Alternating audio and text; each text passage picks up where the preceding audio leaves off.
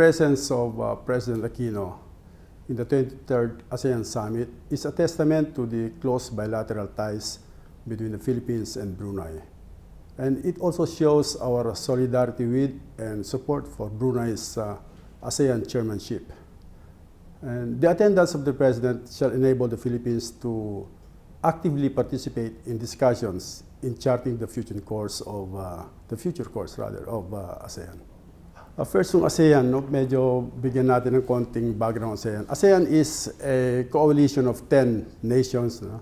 In southeast portion of Asia, and which have banded together for security and stability, for peace and prosperity, and for the betterment of the peoples of the region.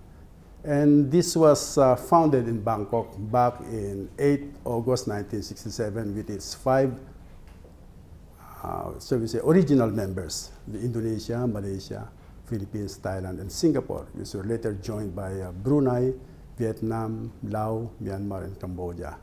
And some of their aims are to accelerate economic growth, social progress, and cultural development, as well as to promote stability and security in the region by adhering to the principles of the United Nations Charter and abiding respect for justice and the rule of law. Now, in line with the leaders' resolve to build a ASEAN community by 2015, it has pursued some activities to build the community's so-called 3 pillars.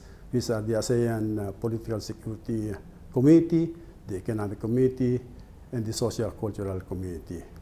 The leaders of ASEAN member states, as well as the dialogue partners, shall gather in Brunei to discuss key strategic, political, and economic issues which are common to everyone, and with the aim of promoting peace, stability, and economic prosperity in the region. And this summit is expected to give guidance and directions to the ASEAN's efforts to manage its territorial disputes and maritime issues and other security concerns. May I add that Brunei being this years as a chairman, is also expected to advance its priorities focusing on ASEAN community building, ASEAN's relations with its dialogue partners, and management of ASEAN's maritime issues. The Philippines remains committed to a peaceful and rules-based approach to the resolution of disputes in the South China Sea. And our approach consists of 2 complementary elements. One is pursuing an arbitration case for resolving maritime disputes. This will lead to the clarification of maritime claims and entitlements of the parties. And if this will happen, this will benefit not only the region, but the international community as well. For ASEAN and the rest of the international community, the clarification of maritime entitlements under UNCLOS would help assure peace, security, stability, and freedom of navigation in South China Sea. And 2, advocating an expeditious code of conduct in the South China Sea between ASEAN and China in managing tensions. The Philippines has been actively working with ASEAN and China in advancing the efforts to conclude an ASEAN-China Code of Conduct that is binding on all parties and to implement the collective commitments of ASEAN member states and China in the Declaration on the Conduct of Parties in the South China Sea. Through this 2-track approach to resolving disputes in the South China Sea, the Philippines is contributing to regional initiatives to promote peace, stability, and maritime security in the region, and upholding the peaceful resolution of disputes and rule of law. Our 2 countries have made excellent progress in diplomatic ties and bilateral ties between our 2 countries since we established relations in 1984. And this has been strengthened further by regular visits of officials from both countries at all levels. Brunei remains to be a steadfast partner in the lasting peace and development in Mindanao. Kung natatandaan nyo, no, ang Brunei, noong 2008, nung magkaroon ng breakdown of peace process in Mindanao, sila lang ang natira sa ating bansa. Lahat ng mga miyembro ng International Monitoring Team ay bumalik sa kanilang bansa. No? Sila na natira. Ngayon, Brunei has 15 peace monitors. Pangalawa sila sa pinakamalaki. Of course, ang pinakamalaki ay Malaysia. No? Sila ang lead doon sa IMT.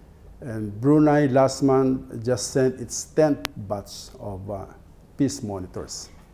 Last April 2013, our two countries convened the second meeting of the Joint Commission on Bilateral Cooperation at the vice ministerial level.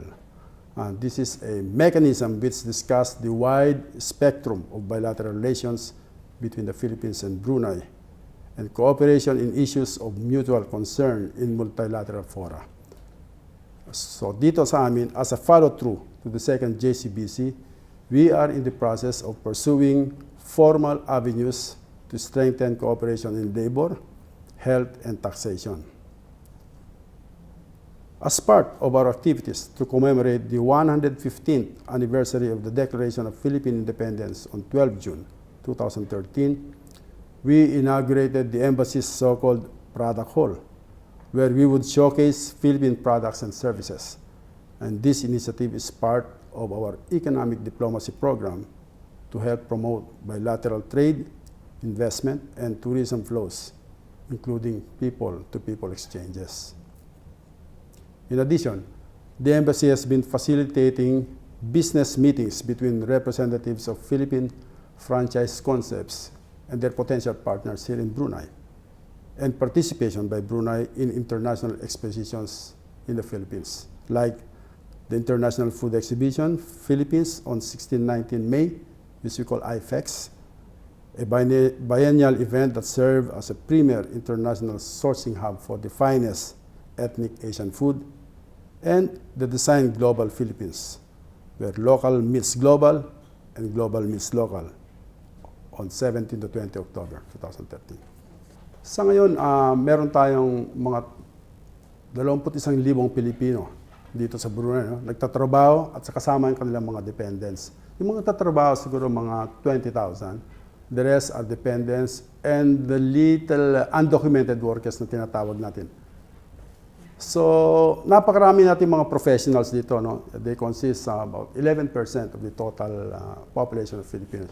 When I say professionals, these are the nurses, the doctors, the engineers, the architects, the teachers.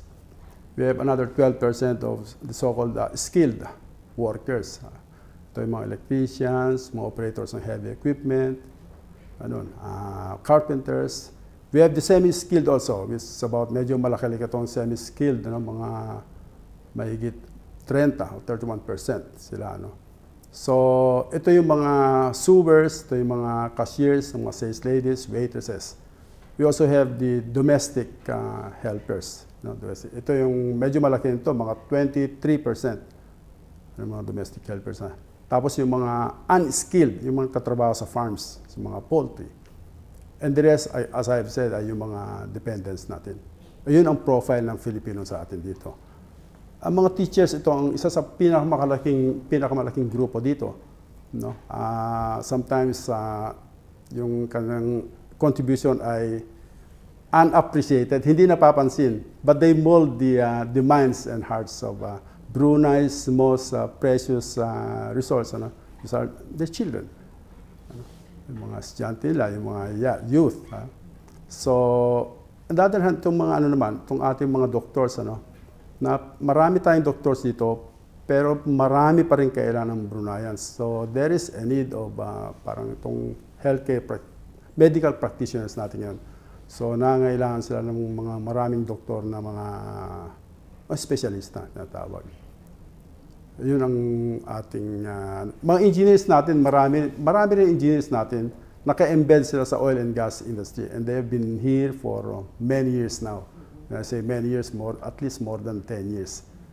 Ito ang ating mga Pilipino dito, and I'm very proud sa ating mga kababayan kasi napakalaki ng tulong na idudulot nila sa bansang Brunei, sa development of Brunei as a nation. How are they regarded, sir? By their employers, by their colleagues? Sila ay talagang well taken care of because of their professionalism, their attitude towards work, their loyalty. Sila ang most preferred workers dito. And I'm very proud to say that kasi madalas maraming pumupunta rito, lalo na yung mga nawawalan sila ng Filipino workers, ayaw nilang palitan ng ibang nationality, no? Nakakataba ang puso yun. Hindi bali raw maghintay sila ng medyo matagal, basta ang makuha naman nila ay mga kababayan natin.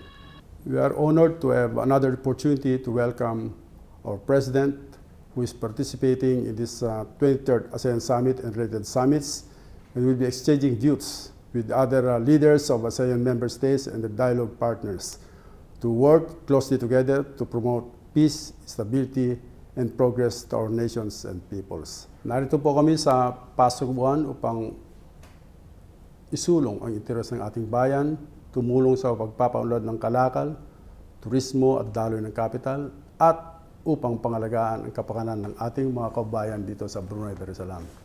We are very proud of our countrymen here in Brunei Darussalam who have become assets and a big help to the development of Brunei as a country. Kaya inaanayahan ko ang mga ating tinaguriang bagong bayani na patuloy na makipagtulungan at makipagbayanihan sa pasuguan ng Pilipinas para sa ikauunlad ng ating bayan. Maraming salamat po.